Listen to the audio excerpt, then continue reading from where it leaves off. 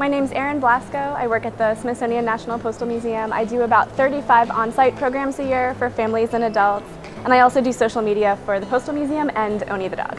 Owney was a dog in the 1880s whose master worked at the post office, and when his master left the job, Owney kept the job.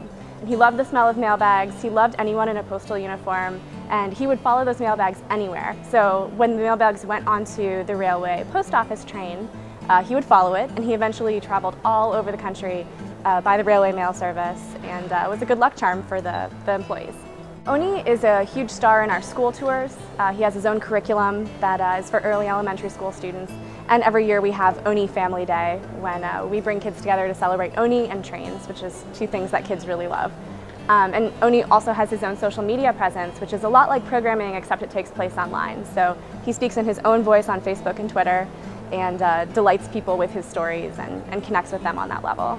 Owney is our ambassador to a really central story at the Postal Museum. On the railway mail service, they were processing and transporting mail at the same time.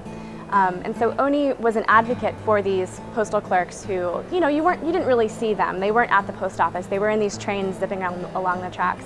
So he really kind of was their mascot, and he represented them. And the Postal Museum, we really value our relationship with people who have worked in the Postal Service and work with the mail, stamp collectors, people who that is their passion. And so Owney, just through his history, really connects with those key audiences, as well as with children. So what we're trying to accomplish is to share these stories that the Postal Museum has through this silly dog's voice, because it's a way for them to connect to it and get excited about it and see the connections to their own lives. I mean, Owney traveled to so many states and towns across our country that people from all over the country may have a city near them where Owney actually visited, and we have maybe a newspaper article about it. Maybe he has one of his little tokens from that town. And when you come to DC and discover that, that's a really powerful thing. If you see that on his Facebook page, you are definitely pressing the like button at that point.